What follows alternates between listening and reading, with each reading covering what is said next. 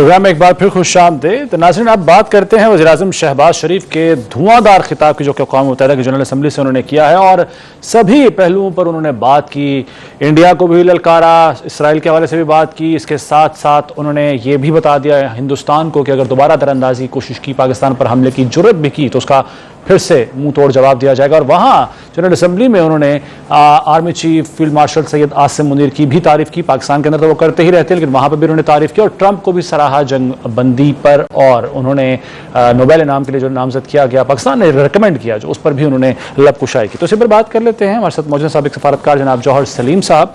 जौहर सलीम साहब, सर बहुत शुक्रिया आपके वक्त का। सर, बड़ा जामे खिताब था और अमूमन जो पॉलिटिशियंस हैं वो शहबाज शरीफ साहब से कम इस तरह के खिताब की तवक्को नहीं रखते, वो भी जनरल असम्बली में अमेरिका के अंदर।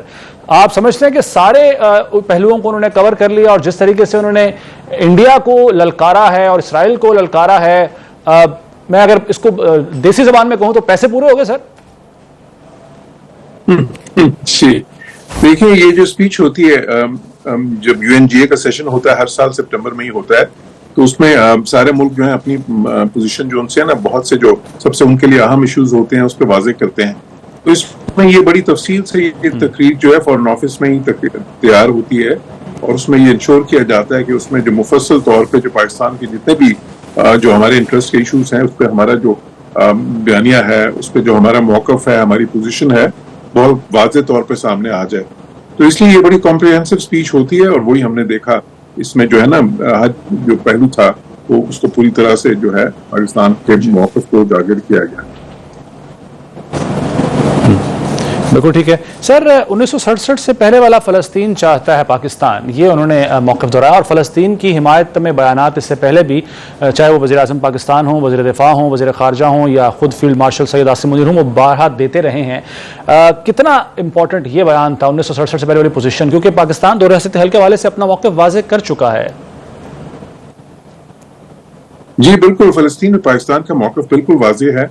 देखें, और यही चीज़ ओस्लो अकॉर्ड्स भी कहते थे ना, जो टू स्टेट सोल्यूशन है उसमें यही है कि एक इजराइल होगा जो इसराइल उसके हक को उस वक्त ओस्लो अकॉर्ड में किया गया था एग्जिस्ट करने के, और साथ ही साथ ये कि एक फ़लस्तीनियों के लिए अलग रियासत होगी, और वो तकरीबन 22% रकबे पे मुश्तमिल होगी, जो कि ओरिजिनली 47 में था फ़लस्तीन के पास, लेकिन 67 से पहले ज़ाहिर है कि वो सिर्फ 22% के करीब रह गया था। और फिर उसके बाद तो फिर जो है ना, तो ये उसी के हिसाब से बिल्कुल पाकिस्तान का मौक़िफ़ है, क्योंकि उससे जो 1967 की जो वॉर थी उसमें आपको पता है ना, उन्होंने बहुत सारे जो इनके इलाके थे वो उस पर कब्जा कर लिया था इजराइल ने गास्पाना, तो उसी को वापस करना है, जो है उसी को जो वापस करेंगे तो उस पर वो आज़ाद फ़लस्तीनी रियासत बनेगी। जौहर साहब, सिफारतकारी में पाकिस्तान से जो तवक्कुआत हमेशा से रखी गई वो शायद उस तरह से पूरी नहीं होती आई माजी करीब और माजी बईद में। अब जिस तरीके से इस्तकबाल हुआ वज़ीर-ए-आज़म शहबाज शरीफ और फील्ड मार्शल का ओवल हाउस में, ऑफिस में, और जैसे कि ट्रंप ने सहाफ़ियों से बात करते हुए कहा कि दो अजीम रहनुमा आ रहे हैं, फिर उसके बाद जिस तरीके से मुसाफा किया, जितनी थम्स अप किया, बहुत सारे ऐसे ऑप्टिक्स हैं जो कि शायद पहले कभी अयूब खान के दौर में जो हम पढ़ते हैं, ज़ाहिर है हमने उस वक्त ये देखी चीज़ें, फिर मुशर्रफ के दौर के भी ऐसे कुछ मनाजिर हैं, लेकिन अब क्या टिल्ट आया है पाकिस्तान की सफारतकारी में, एक तब्दीली आई है? ये सब कुछ कैसे हो रहा है? या फिर पाकिस्तान अब 10 मई के बाद से अब दुनिया की नज़र में पहले जैसा पाकिस्तान नहीं रहा? देखिए, बिल्कुल ये पाकिस्तान और अमेरिका के आपने ताल्लुकात का जिक्र किया, तो उसमें मुख्तलिफ अदवार रहे हैं।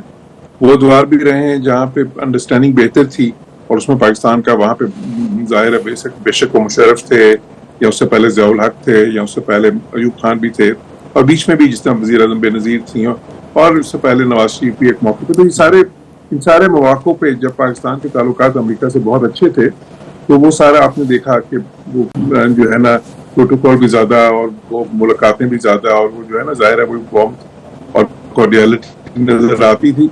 तो इस वक्त we are in a good place, एक ताल्लुकात एक अच्छे नहज पे हैं इस वक्त, और उसमें बहुत सारे कन्वर्जेंसेस हैं। और जो अहम चीज़ है मेरे नज़दीक वो ये नहीं है कि मुलाकातें जो सी हैं उनमें कितना प्रोटोकॉल होता है या कितनी ज़्यादा उसकी जो है ना ऑप्टिक्स हैं। असल चीज़ ये है कि इससे हम कॉपरेशन को बिल्ड कैसे करते हैं। देर पा जो है ना इंस्टीट्यूशनल लिंकेजेस, और देर पा जो है ना जो आपस में जो है इकोनॉमिक रिलेशंस हैं, وہ ہم کیسے ڈیولپ کرتے ہیں, کیونکہ دیکھیں وہ بیسس پر بنتی ہے ایک لانگر ٹرم جو ہے نا پارٹنرشپ کی, جو دونوں کے لیے میوچولی بینیفیشل ہو. تو وہ اہم چیز ہے, وہ ہم اس وقت دیکھ رہے ہیں کہ اس میں خاصی ایک بہت پوٹینشیل بھی موجود ہے, اس پہ کام بھی ہوگا. سر ویسے پاکستان اب اس موقع پر جیسے کہ سب کچھ اچھا ہے بظاہر پاکستان کے لیے ہے, کیا کیا حاصل کر سکتا ہے امریکہ سے؟ پاکستان کے کیا فوائد ہو سکتے ہیں؟ ظاہر ہے ملکوں کے جو تعلقات ہوتے ہیں وہ تو مفادات کی حد تک ہوتے ہیں, وہ ذاتی تعلقات تو ہوتے نہیں ہیں, یا آپ مجھ سے بہتر جانتے ہیں یہ چیز.